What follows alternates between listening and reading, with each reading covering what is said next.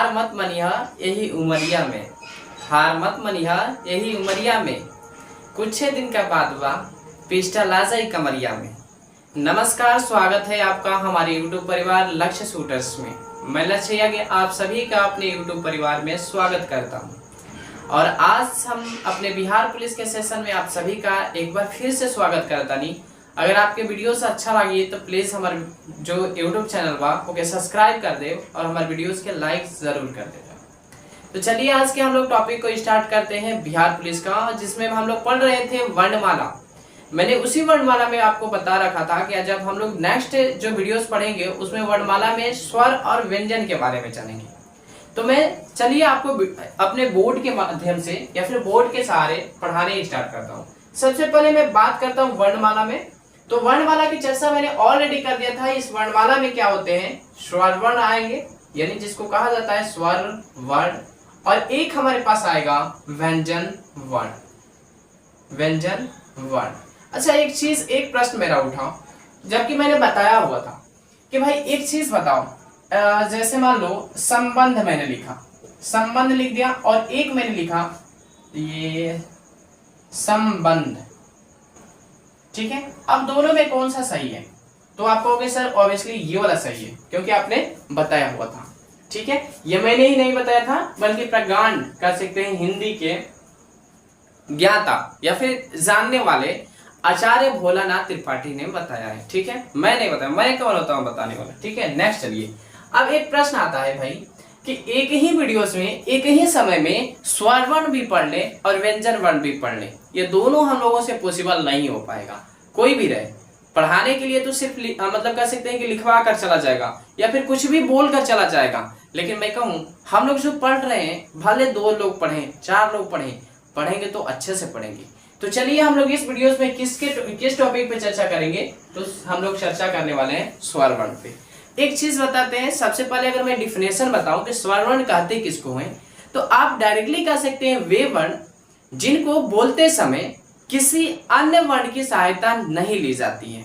ये तो नॉर्मली आप सब लोग जानते हो कि स्वर वर्ण उसे कहते हैं भैया जिसकी उच्चारण करने के लिए हमें किसी भी अन्य ध्वनियों की जरूरत ही नहीं पड़ती है। लेकिन इसमें दूसरा मैं बोल देता हूं कि जो स्वतंत्र रूप से उच्चारित होते हैं उसी को हम लोग स्वर वर्ण कहते हैं। अब ध्यान से जिसको लिखना होगा लिख सकता है कि स्वर वर्ण किसे कहते हैं। बुक में देता है कि वैसा वर्ण जिसको बोलने से पहले हमें अतिरिक्त किसी भी तरीके का कोई भी वर्णों की सहायता नहीं लेनी पड़ती है, उसी को हम लोग स्वर वर्ण कहते हैं।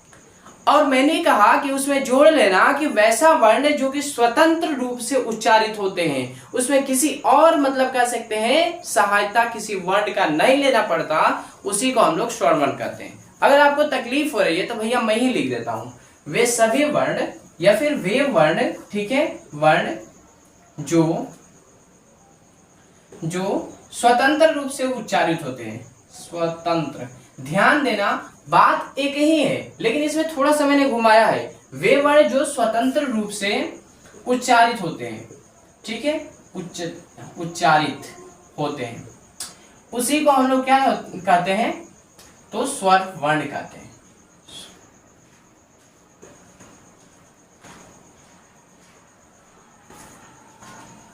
आई होप, मुझे आशा है कि आप लोग को अच्छे से क्लियर हो गया होगा। हाँ, जिसको और ज्यादा लिखना है, मैं नहीं कहा कि यही वाला लिखो, मैं तो वो भी बोल दिया वे वर्ण जिनको बोलते समय किसी अन्य वर्ण की या फिर अन्य ध्वनियों की सहायता नहीं ली जाती है, उसी को हम लोग कहते हैं स्वर वर्ण। उसी में मैंने जोड़ने के लिए भी कहा कि ऐसे एक ऑब्लिक देना और उसी में जोड़ लेना कि वे वर्ण जो स्वतंत्र रूप से उच्चारित होते हैं उन्हीं को हम लोग स्वर वर्ण कहते हैं, ठीक है। आई होप, मुझे आशा है कि यहाँ तक आप लोग को अच्छे से समझ में आ गया होगा।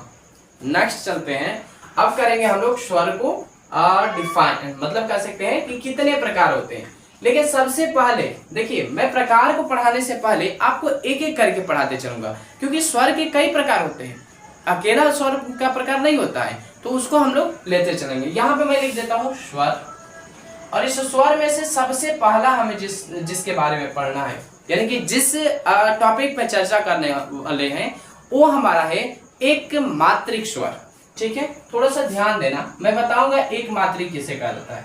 एक मात्रिक स्वर, इसी स्वर का नाम, एक मात्रिक स्वर का ही नाम लघु स्वर कहलाता है।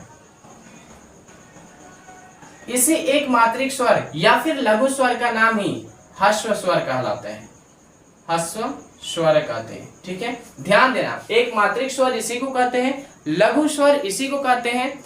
और कह सकते हो कि मैंने कहा कि लघु स्वर हो गया, एक मात्रिक हो गया, ह्रस्व स्वर इसी को कहते हैं, रचना का स्वर इसी को कहते हैं, रचना का स्वर या फिर रचना स्वर। फिर इसी को हम लोग बनावट स्वर कहते हैं, बनावट स्वर कहते हैं। इसी को हम लोग प्राकृतिक स्वर कहते हैं, प्राकृतिक स्वर भी कहते हैं।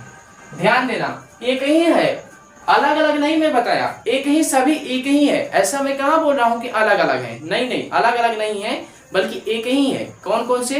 ह्रस्व स्वर, मूल, इसमें मूल छोड़ दिया मैंने, एक ऐसा मूल स्वर,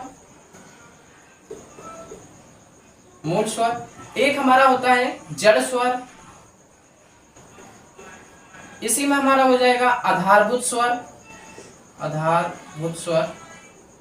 अब ध्यान देना, थोड़ा सा ध्यान दिलवाता हूं, मैं किसी भी चीज को इसमें अलग अलग, मतलब कह सकते हैं अलग अलग के बारे में नहीं बता रहा हूं, मैं एक ही चीज को बता रहा हूं, रचना, बनावट या फिर कह सकते हैं कि समय के आधार पे मैं बोल रहा हूं।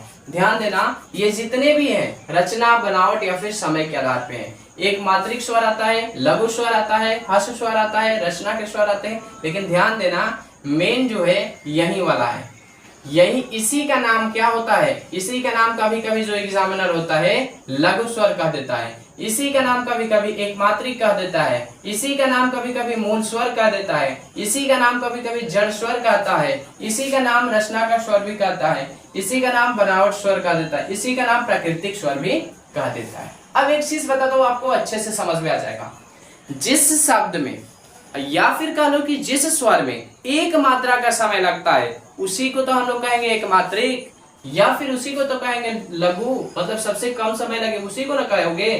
तो इसमें क्या हो जाएगा? अ, ई, उ और एक हमारा आता है री। ये हमारे जो चार शब्द होते हैं यही हमारे ह्रस्व स्वर होते हैं। ध्यान देना, हमारे ह्रस्व स्वर कौन कौन से होते हैं? यही चार होते हैं, अ, ई, उ और री। ध्यान देना, अ, ई, उ और री। लेकिन ध्यान दे रहे, ये मैं छोटा वाला लिखा हूं, ये छोटी ई है और छोटा उ है। ठीक है, हाँ। अब एक चीज कहोगे कि सर ये जो आपने भेद बताया किसके आधार पर बताया था? तो मैं बता दूं, रचना, बनावट, बनावट या फिर कह सकते हो उच्चारण में समय के आधार पे, समय के आधार पर।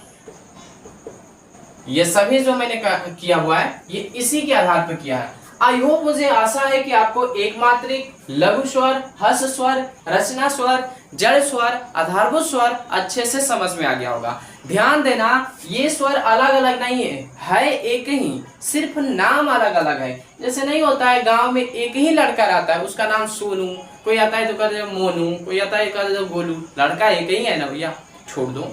बहुत सारे आप लोग इसी में से होंगे जिनका कि एक ही व्यक्ति है लेकिन नाम होता है अलग अलग।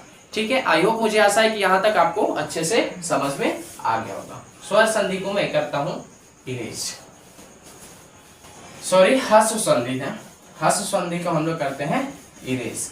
नेक्स्ट हमारे पास आता है संधि स्वर।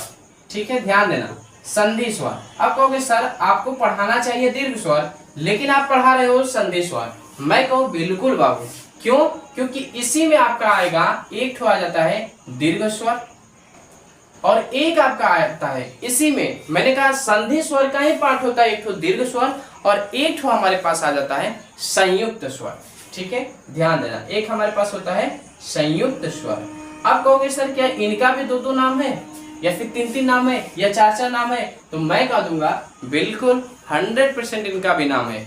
दीर्घ स्वर जो होते हैं इनका नाम जो होता है, मतलब जो दीर्घ होते हैं। अब एक चीज और डिफिनेशन में बताऊंगा तो ध्यान देना, दीर्घ स्वर का नाम ही सजातीय स्वर कहते हैं, सजातीय स्वर कहा जाता है। जो हमारा दीर्घ स्वर होता है इसी का नाम सजातीय स्वर भी होता है। और जो संयुक्त हो जाता है, संयुक्त स्वर होता है, उसी को असजातीय स्वर कहते हैं, असजातीय स्वर कहा जाता है। ध्यान देना, जो संयुक्त स्वर है उसको अ सजातीय, जो दीर्घ स्वर है उसको सजातीय। अब एक चीज कहोगे कि सर इनका डिफिनेशन क्या होगा, जिसमें 2 मात्रा का समय लगे या फिर हर्ष स्वर से दुगुना समय लगे उसी को या फिर वही के हमने के का काल जी, तो दीर्घ स्वर काल जी। संधि स्वर मत कहिया जा, पहले कहिया जा दीर्घ स्वर। ठीक है, आई होप हमके आशा बा कि यहाँ तक तो हम लोग के समझ में आ गई हुई। अब कह वजह कि सर संधि स्वर आप एमा कैसे लेनी, तो हम कह दी तो लोग के बताई अ प्लस अ इक्वल टू क्या होला आ। फिर मैं कहीं छोटी ई प्लस छोटी ई इक्वल टू बड़ी ई। ठीक है, फिर थर्ड नंबर उ प्लस उ इक्वल टू का आई तो बड़ा उ। एक और चीज री प्लस री इक्वल टू बड़ा री। लेकिन तो लोग कहबा है कि सर ऐसा कबो हमनी का देखला ही नहीं खींचा। बिल्कुल करेक्ट बात बा, ये हिंदी में आइए ना करेला। जौन मतलब बड़ी री की मात्रा जो होती है हिंदी में आता ही नहीं है, ये संस्कृत भाषा होती है। तो हम लोग में आएगा क्या, सिर्फ 3 ठो। लेकिन कहोगे सर संधि स्वर, इन लोगों का नाम संधि स्वर आपने क्यों लिखा, क्योंकि इसलिए लिखा था कि इसमें कुछ गुण जो था संधि का आता था। जैसे अ प्लस अ इक्वल टू आ, छोटी ई प्लस छोटी इक्वल टू बड़ी ई, छोटा उ प्लस बड़ा उ छोटा उ प्लस छोटा उ इक्वल टू बड़ा उ, छोटा री इक्वल टू बड़ा री। लेकिन मैं कह दूं आचार्य भोला प्रसाद हिंदी के प्रकांड विद्वान ने कहा हुआ था कि हमारा बड़ा री का प्रयोग हिंदी के लिए है, ये नहीं है, ये किसके लिए है, ओनली फॉर कह सकते हो संस्कृत के लिए। आई होप मुझे आशा है कि यहाँ तक आप लोग को अच्छे से समझ में आ गया होगा। अगर अच्छे से समझ में आता है तो हमारे चैनल को सब्सक्राइब जरूर करना और हमारे वीडियोस को लाइक जरूर करना। इस वीडियोस में इतना ही, मिलेंगे एक नेक्स्ट एंड कह सकते हैं कि एक नए टॉपिक के साथ। तब तक के लिए जय हिंद, जय भारत, जय बिहार।